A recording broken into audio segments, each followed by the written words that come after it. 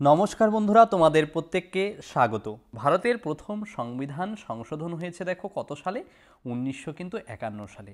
সংবিধান রচিত হয়েছে 1950 সালে, 1950 সালের 26শে জানুয়ারি তারিখে। তার ঠিক পরের বছর দেখো 1951 সাল থেকে কিন্তু সংবিধান সংশোধন হতে থাকে। ঠিক আছে, তারপরে দেখো এই যে চতুর্থ সংবিধান সংশোধন হয়েছে কত সালে? 1955 সালে। দশমতম সংবিধান সংশোধন হয়েছে দেখো 1961 সালে। পর্তুগিজ শাসনমুক্ত হয়ে দাদরা নগর হাভেলি কেন্দ্রশাসিত অঞ্চলে পরিণত হয়েছে 1961 সালে। দেখো 12তম সংবিধান সংশোধন 1962 সালে হয়েছে। গোয়া, দমন, দিউ কেন্দ্রশাসিত অঞ্চলে কিন্তু পরিণত হয়েছে। তারপরে দেখো 13তম সংবিধান সংশোধন 1962 সালেই হয়েছে। নাগাল্যান্ড 16তম রাজ্যের মর্যাদা পেয়েছে। 371-এর নং ধারা অনুযায়ী কিন্তু নাগাল্যান্ড রাজ্য মর্যাদা পেয়েছে। তারপরে দেখো 15তম সংবিধান সংশোধন 1963 সালে হয়েছে। হাইকোর্টের বিচারপতিগণের কার্যকালের মেয়াদ তখন কিন্তু 60 বছর থেকে বাড়িয়ে 62 বছর কিন্তু করা হয়েছে। এই যে 21তম সংবিধান সংশোধন 1967 সালে, সেই সময় কিন্তু সিন্ধি ভাষা 8 শিডিউল যে রয়েছে সংবিধানে, সেখানে কিন্তু স্থান পেয়েছে। তারপরে দেখো 28তম সংবিধান সংশোধন 1972 সালে হয়েছে। তারপরে দেখো সংবিধানের 28তম সংশোধনী 1972 সালে হয়। 31তম সংবিধান সংশোধন 1973 সালে হয়েছে।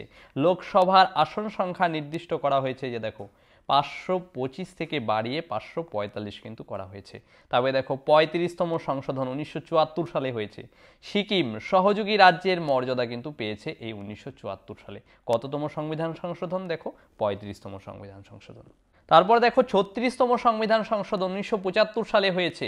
সিকিম কিন্তু পূর্ণাঙ্গ রাজ্যের কিন্তু মর্যাদা পেয়েছে 1975 সালে। 38তম সংবিধান সংশোধন 1975 সালে হয়েছে। তারপরে দেখো 41তম সংবিধান সংশোধন 1976 সালে হয়েছে। রাজ্য পিএসসি পাবলিক সার্ভিস কমিশন যে সদস্য পদের অবসর গ্রহণের কথা 60 থেকে 62 বছর কিন্তু করে হয়েছে। 42তম সংশোধন ইম্পর্টেন্ট, কিন্তু মিনি কনস্টিটিউশন বলা হয়ে থাকে। এই 42তম সংবিধান সংশোধন 1976 সালে কিন্তু হয়েছে।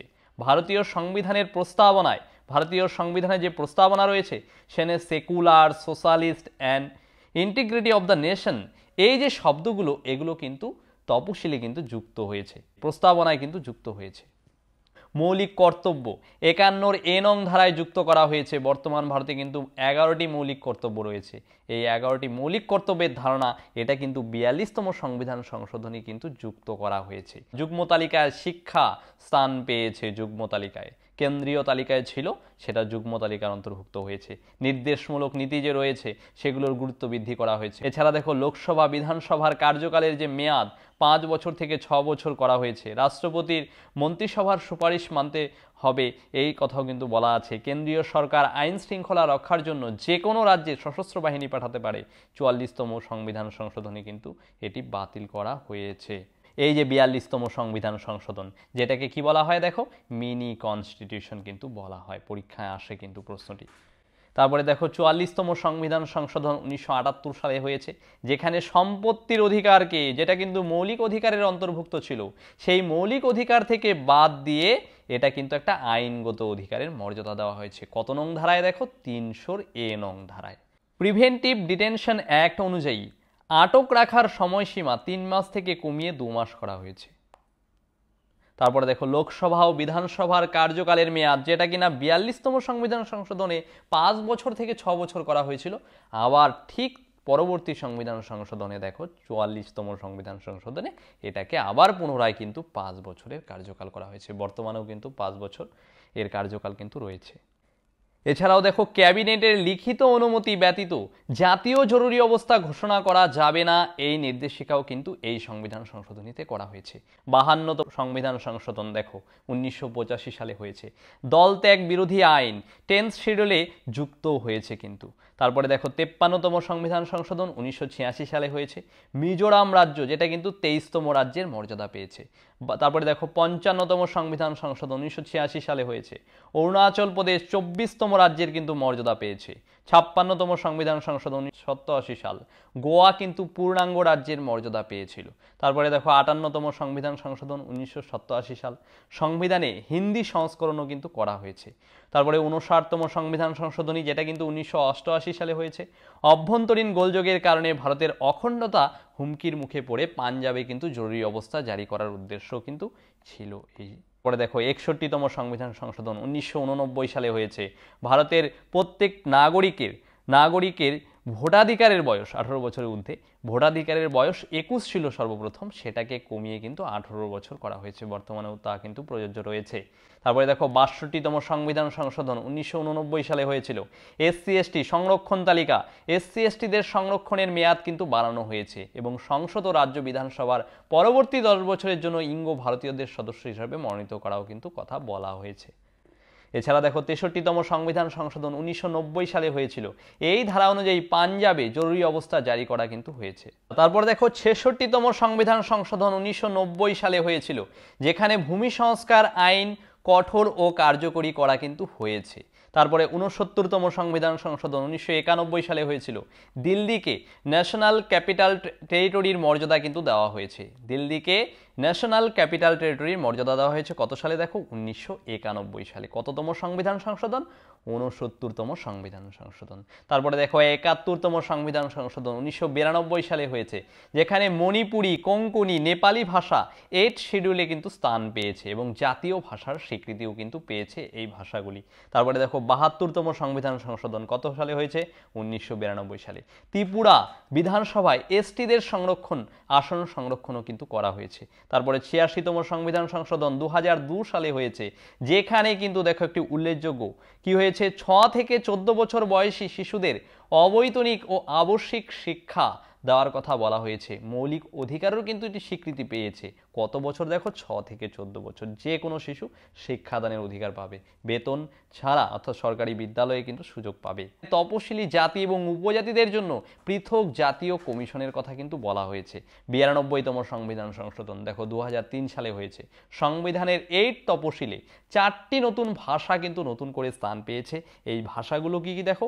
সাঁওতালি, মৈথিলি, জম্মু ও কাশ্মীরের ডোগরি আর আসামের হচ্ছে বোড়ো। ভারতের যে ভাষা রয়েছে, হ্যাঁ, 22টি ভাষা বর্তমানে রয়েছে সংবিধান স্বীকৃত, তার মধ্যে নতুন করে সংযোজিত হয়েছে 2003 সালে 92তম সংবিধান সংশোধনে 4টি ভাষা। কি কি ভাষাগুলো? 1 সাঁওতালি, 2 মৈথিলি, 3 হচ্ছে ডোগরি আর 4 হচ্ছে আসামের বোড়ো। তারপরে দেখো 100তম সংবিধান সংশোধন কত সালে হয়েছে দেখো? 2015 সালে। ভারত বাংলাদেশ ছিটমহল বিনিময় চুক্তি কিন্তু কার্যকর হয়েছে এই সময়। তারপরে 101তম সংবিধান সংশোধন 2017 সালে হয়েছে, যেখানে কিন্তু জিএসটি, গুড সার্ভিস ট্যাক্স, এই যে ব্যবস্থা এটা কিন্তু চালু হয়েছে। কত সাল থেকে দেখো? জুলাই 2017 থেকে। তারপরে 102তম সংবিধান সংশোধন 2018 সালে হয়েছে দেখো, সামাজিক এবং শিক্ষার ভিত্তিতে অন্যান্য অনগ্রসর সম্প্রদায়ের জন্য বিশেষ সুযোগ সুবিধার কথা কিন্তু বলা হয়েছে। এবার আমরা জেনে নেব দেখো সংবিধান সংক্রান্ত যে ধারাগুলো রয়েছে সেই ধারাগুলো সম্পর্কে আমরা জানব। দেখো ভারতীয় সংবিধানের 1 নং ধারায় কি উল্লেখ রয়েছে? দেখো ভারতীয় সংবিধানের 1 নং ধারায় কিন্তু উল্লেখ আছে যে ভারত তার যে রাজ্যগুলো রয়েছে, হ্যাঁ, ভারতের বিভিন্ন যে অঙ্গরাজ্য রয়েছে সেই রাজ্যগুলোর নাম সংক্রান্ত তথ্য কিন্তু রয়েছে 1 নং ধারা। তারপরে দেখো 2 নং ধারায় রয়েছে কি? রাজ্য গঠন এবং পুনর্গঠন সংক্রান্ত বিষয়াবলী। তারপর 3 নং ধারায় দেখো কি রয়েছে? নতুন কোনো রাজ্য গঠন হবে কিনা এবং তার সীমানা কি নির্ধারণ করা হবে সেই সমস্ত কিছু কিন্তু রয়েছে। তারপরে 4 নং ধারায় দেখো বলছে 2 এবং 3 নং ধারার অন্তর্গত কোনো বিলকে সংবিধান সংশোধনী বিল হিসেবে গণ্য করা হবে না, যেটা কিন্তু 4 নং ধারায় উল্লেখ রয়েছে। তারপরে দেখো গুরুত্বপূর্ণ 5 থেকে 11 নং ধারা। এই ধারায় কি রয়েছে? ভারতীয় নাগরিকদের, যারা নাগরিক তারা কি করে নাগরিকত্ব পাবে, অর্থাৎ নাগরিকত্ব সম্পর্কে কিন্তু বলা হয়েছে। দেখো 5 নং ধারায় বিশেষ করে সংবিধান প্রবর্তনের সময়কালীনের নাগরিকতা। 9 নং ধারায় রয়েছে যা স্বেচ্ছায় বিদেশি রাষ্ট্রের নাগরিকত্ব গ্রহণ করেছেন তারা ভারতের নাগরিক বলে গণ্য হবেন না, এই বিষয়টি। 11 নং ধারায় যেমন নাগরিকতার নিয়মকানুন সম্পর্কে সকল ক্ষমতা পার্লামেন্টকে দেওয়া হয়েছে। 12 থেকে তারপরে দেখো 12 থেকে 35 নং ধারা, এখানে কিন্তু ভারতীয়দের যে মৌলিক অধিকার, এই মৌলিক অধিকার সম্পর্কিত কিন্তু আলোচিত রয়েছে। যেমন দেখো এই যে ফান্ডামেন্টাল রাইটসগুলো রয়েছে, হ্যাঁ। 12 নং ধারায় হচ্ছে মৌলিক অধিকারের সংজ্ঞা রয়েছে। 14 থেকে 18 নং ধারায় দেখো সাম্যের অধিকার অর্থাৎ রাইট টু ইকুয়ালিটি বিষয়ে রয়েছে। 14 নং ধারায় আইনের দৃষ্টিতে সাম্য অর্থাৎ সমতা, আইনের যে সমান সংরক্ষণের কথা বলা হয়েছে। 15 নং ধারায় দেখো ধর্ম, জাতি, বর্ণ, লিঙ্গ জন্মস্থানের ভিত্তিতে যে সমতা অর্থাৎ সামাজিক যে মর্যাদা সেটা প্রতিষ্ঠার কথা বলা হয়েছে। তবে দেখো 16 নং ধারায় সরকারি চাকুরিতে যে সমান অধিকারের কথা সেটা উল্লেখ রয়েছে। হ্যাঁ, 16 এ নং ধারায় যে কোনো চাকুরি বা অফিস প্রযোজ্য, যে শব্দটি সেটা শুধুমাত্র সরকারি চাকুরির ক্ষেত্রে প্রযোজ্য হবে, এই যে বিষয়টা রয়েছে। 17 নং ধারায় অস্পৃশ্যতা দূরীকরণ অর্থাৎ এভোলিউশন টু আনটাচেবিলিটি, যেটা কিন্তু 1955 সালে অস্পৃশ্যতা সংক্রান্ত একটা অপরাধ আইনও কিন্তু পাশ হয়েছে 1955 সালে। এটা কত নং ধারায় উল্লেখ আছে দেখো, 17 নং ধারায় কিন্তু উল্লেখ আছে। এই যে আইনটা প্রবর্তিত হয়েছে, এই আইনটা বর্তমানে কি নামে পরিচিত দেখো, মনে রাখবে, protection of civil rights act 1955। তারপর দেখো 18 নং ধারায় কি উল্লেখ আছে, কোনো খেতাবি বা পদবি গ্রহণ করা যাবে না। হ্যাঁ, যেটা হচ্ছে অ্যাবলিউশন অফ টাইটেল, যেটা ভারতীয় নাগরিকদের কথা বলা হয়েছে। তারপর 1954 সাল থেকে প্রদত্ত ভারতরত্ন, পদ্মশ্রী, পদ্মভূষণ কোনো উপাধি এগুলো কিন্তু নয়, এগুলো হচ্ছে সম্মানজনক পুরস্কার। হ্যাঁ, যেগুলো শুধুমাত্র সামরিক বিদ্যা বিষয়ক বিভিন্ন খেতাব যারা অর্জন করে তাদের ক্ষেত্রেই কিন্তু এগুলো দেওয়া হবে। কোনো ব্যক্তি কিন্তু নিজে এই পুরস্কার পাওয়ার অধিকারী থাকবে না, তার মধ্যে যোগ্যতা থাকলে সরকার দ্বারা বিবেচিত হলে তবে সেই পুরস্কার কিন্তু পাবে, এটা উল্লেখ রয়েছে। তারপরে দেখো 19 থেকে 22 নং ধারায় কি বলা হয়েছে, স্বাধীনতার অধিকার, ভারতীয় নাগরিকদের যে স্বাধীনতা অর্থাৎ রাইট টু ফ্রিডম, এটার কিন্তু উল্লেখ রয়েছে। এই যে 19 নং ধারায় 6টি মৌলিক অধিকারের কথা বলা আছে, যেখানে কিন্তু দেখো 19 নং ধারায় কি বলা আছে দেখো, বাক এবং মতামত প্রকাশ যেটা স্বাধীনভাবে কোনো নাগরিক করতে পারবে তার অধিকার। 19 খ নম্বরে বলা হয়েছে স্বাধীনভাবে সমবেত হওয়ার অধিকার। তারপর 19 গ নম্বরে সভা সমিতি গঠনের অধিকার, স্বাধীনভাবে চলাফেরা করার অধিকার 19 ঘ নম্বরে রয়েছে। নম্বরে দেখো স্বাধীনভাবে বসবাস করার অধিকার, সম্পত্তির অধিকার, যেটা কিন্তু সাংবিধানিক অধিকার ছিল, মৌলিক অধিকার, যেটা কিন্তু আবার 44তম সংবিধান সংশোধনীতে 1978 সালে মৌলিক অধিকার থেকে বাদ গিয়ে একটা আইনগত অধিকার বা লিগ্যাল রাইট হিসেবে কিন্তু স্বীকৃতি পেয়েছে। মনে রাখবে, ইম্পর্টেন্ট কিন্তু তথ্যটা আসতে পারে। তারপরে দেখো 20 নং ধারায় যে সময়ে অপরাধ ঘটেছে সেই সময়কার প্রচলিত কোনো নিয়ম অনুযায়ী ব্যবস্থা নিতে হবে, অর্থাৎ প্রচলিত আইন ভঙ্গের অপরাধে প্রচলিত আইন অনুযায়ী শাস্তি প্রদানের কথা কিন্তু বলা আছে। একই অপরাধের জন্য একাধিকবার শাস্তি দেওয়া যাবে না, তবে কোনো অভিযুক্তকে আর কি অফিস এবং আদালত পৃথকভাবে শাস্তি দিতে কিন্তু পারে, কিন্তু একই ব্যক্তিকে একাধিকবার শাস্তি দেওয়া কিন্তু যাবে না একই অপরাধের জন্য, এটা কিন্তু উল্লেখ রয়েছে। 21 নং ধারায় বলা আছে আইন নির্দিষ্ট পদ্ধতি ছাড়া কাউকে তার জীবন বা ব্যক্তিগত অধিকার থেকে বঞ্চিত করা যাবে না। আইনি অধিকার থেকে কোনো ব্যক্তিকে বা তার ব্যক্তির জীবন যে রয়েছে সেটাকে কিন্তু বঞ্চিত করা যাবে না, প্রত্যেককে আইনের ক্ষেত্রে সমান অধিকার পেয়ে থাকবে। এবং দেখো আর্টিকেল 21 এ নং ধারায় যেটা কি রয়েছে, 6 থেকে 14 বছর বয়সী শিশুদের যে অবৈতনিক শিক্ষার ব্যবস্থা করা হবে, সরকার করে দিবে, সেটা 86তম সংবিধান সংশোধনের মাধ্যমে 2002 সালে কিন্তু আবার সংযোজিত হয়েছে এবং মৌলিক অধিকারের কিন্তু অন্তর্ভুক্ত হয়েছে। কোন ধারা বলে দেখো, 21 এ নং ধারা বলে। এই যে জাতীয় জরুরি অবস্থা রয়েছে, জাতীয় জরুরি অবস্থা তার মধ্যে একটি। হ্যাঁ, এই যে জাতীয় জরুরি অবস্থা এই চলাকালীন কোনো রাষ্ট্র মনে করলে 19 নং ধারায় উল্লেখিত অধিকার সংকুচিত করতে পারে, কিন্তু এটা কিন্তু রাষ্ট্রের সাংবিধানিকভাবে অধিকারের কিন্তু রয়েছে, কিন্তু কোনো অবস্থাতেই 20 এবং 21 নং ধারা কিন্তু বাতিল করা যাবে না। তারপরে দেখো ন্যাশনাল গ্রিন ট্রাইব্যুনাল অ্যাক্ট, যেটা 2010 সালে সুস্থ পরিবেশ অধিকারের সঙ্গে সঙ্গতি রেখে প্রণীত হয়েছিল, যা 21 ধারার অধীনে অধিকারের অংশ হিসেবে কিন্তু বিবেচিত হয়েছিল। ভারতীয় সংবিধানের 21 অনুচ্ছেদে একজন পছন্দের ব্যক্তিকে বিয়ে করার অধিকার রক্ষা করার কথা বলা হয়েছে, 21 নং অনুচ্ছেদে কিন্তু এটা উল্লেখ রয়েছে। তারপরে দেখো 22 নং ধারায় কোনো ব্যক্তিকে গ্রেপ্তার করা হলে সত্বর তাকে গ্রেপ্তারের কারণ জানাতে হবে। আটক ব্যক্তিকে তার পছন্দ মতো আইনজীবীর সাথে পরামর্শ করার অধিকার রয়েছে, আত্মপক্ষ সমর্থনের সুযোগ দিতে হবে। ধৃত ব্যক্তিকে গ্রেপ্তারের 24 ঘন্টার মধ্যে নিকটতম ম্যাজিস্ট্রেটের কাছে হাজির করতে হবে এবং ম্যাজিস্ট্রেটের অনুমতি ছাড়া ওই সময়ে বেশি তাকে আটক করে রাখা যাবে না, যেটা আইনগত অধিকারের উল্লেখ রয়েছে। তবে শত্রুভাবাপন্ন বিদেশি বা নিবর্তনমূলক আটক আইনে আটক ব্যক্তির ক্ষেত্রে উপরিক্ত অধিকারগুলি প্রযোজ্য করা হবে না, এগুলো উল্লেখ রয়েছে। তারপরে দেখো 23 থেকে 24 নং ধারা, যেখানে কিন্তু রয়েছে মৌলিক অধিকারের কোন বিষয়টি দেখো, শোষণের বিরুদ্ধে অধিকার, এই বিষয়টি কিন্তু রয়েছে। 23 নং ধারায় দেখো কি বলা আছে, বল প্রয়োগের দ্বারা পরিশ্রম করানো, মানুষ ক্রয় বিক্রয়, বেকার খাটানো বিশেষ দণ্ডনীয় অপরাধ কিন্তু বলে বিবেচিত হবে, অর্থাৎ নাগরিকের উপর শোষণ কোনোভাবে কিন্তু করা যাবে না, যেটা পুরোপুরি কিন্তু নিষিদ্ধ।